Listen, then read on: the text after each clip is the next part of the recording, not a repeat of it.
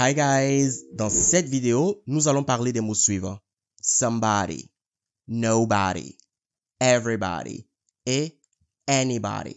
Nous allons voir leur signification et aussi nous allons voir comment les utiliser en anglais dans une phrase.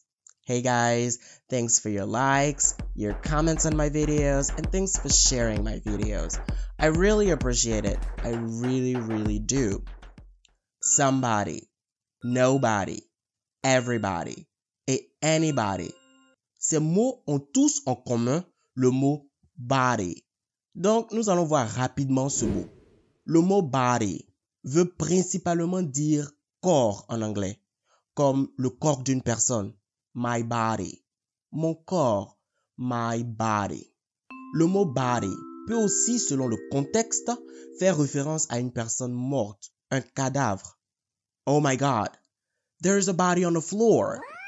Oh mon Dieu, il y a un corps par terre ou il y a un cadavre au sol. Oh my God, there is a body on the floor. There is a body on the floor. Le mot somebody se traduit en français par quelqu'un. I met somebody last night. J'ai rencontré quelqu'un hier nuit. I met somebody last night. I met somebody last night. Somebody should call the police. Somebody should call the police. Quelqu'un devrait appeler la police. Somebody should call the police. Rappelez-vous d'utiliser somebody uniquement dans des phrases positives ou dans des questions. On ne va jamais utiliser somebody dans une phrase négative. Everybody. Everybody se traduit en français par tout le monde. Everybody. Exemple. Everybody loves cats. Everybody loves cats. Tout le monde aime les chats. Really? Well, I'm not so sure about that. J'en suis pas trop sûr. Mais I know everybody loves food. Je sais que tout le monde aime la nourriture. Everybody loves food. Ou everybody eats food. Tout le monde mange de la nourriture. Everybody eats food. Everybody. Parlons à présent de nobody. Nobody se traduit en français par personne.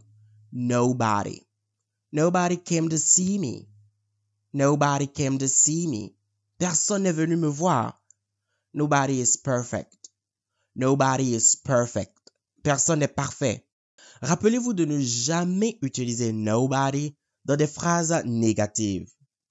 On ne dira jamais en anglais nobody didn't see it. Nobody didn't see it. Non, on ne dira pas cela.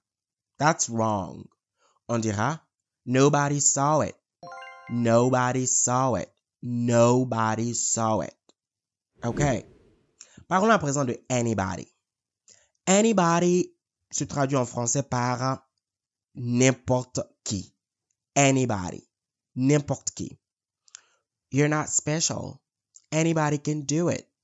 You're not special. Anybody can do it. Tu n'es pas spécial. N'importe qui peut le faire. Anybody can do it. N'importe qui peut le faire. She's not anybody. She's your boss. Elle n'est pas n'importe qui. Elle est ta patronne ou elle est ton boss. She's not anybody. She's not anybody. She's not anybody. She's your boss. Elle n'est pas n'importe qui. Elle est ton boss ou elle est ta patronne. Quand nous utilisons anybody dans une question ou dans une phrase négative, alors il se traduit en français par quelqu'un. Il devient pareil que somebody. Mais rappelez-vous, somebody n'est jamais utilisé dans des phrases négatives. Voyons quelques exemples de phrases. On ne dira jamais en anglais he doesn't know somebody pour dire il ne connaît pas quelqu'un. On dira plutôt he doesn't know anybody. He doesn't know anybody. He doesn't know anybody. Il ne connaît pas quelqu'un. Voyons un autre exemple de phrase. Did you see anybody there? As-tu vu quelqu'un là-bas? Did you see somebody there? As-tu vu quelqu'un là-bas? Apparemment, ces phrases veulent dire la même chose en français. Mais en anglais, il y a une différence. Quand je dis Did you see anybody there? Je ne m'attendais pas à ce que vous rencontriez quelqu'un ou que vous voyiez quelqu'un là-bas. J'étais un peu sûr que vous n'allez pas rencontrer quelqu'un. Did you see anybody there? As-tu vu quelqu'un là-bas? Mais je ne m'attendais pas à ce que vous rencontrez quelqu'un. Mais si je dis, did you see somebody there? Je m'attendais à ce que vous rencontriez quelqu'un. J'avais cet espoir que vous rencontriez quelqu'un. Did you see somebody there? C'était un peu du genre, j'étais optimiste. Did you see anybody there?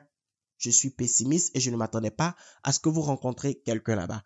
Voilà un peu la différence qu'il y a entre ces deux phrases. Quoiqu'en français, ils se traduisent ou elles se traduisent des phrases. Elles se traduisent toutes de la même manière. Avant de conclure cette vidéo, vous devez savoir que somebody peut aussi se dire someone, everybody, everyone, nobody, no one et anybody, anyone. Et ils s'utilisent de la même manière. Il n'y a aucune différence entre leur utilisation à part le nom qui change un peu. Le body qui devient one. Si je veux dire par exemple, j'ai rencontré quelqu'un hier nuit, je peux dire I met someone last night. I met someone last night au lieu de dire I met somebody last night. Et ça veut dire la même chose. Alright guys, that's it for today. C'est tout pour cette vidéo d'aujourd'hui. I hope to see you next time in another video. Until then, goodbye and you take care of yourself.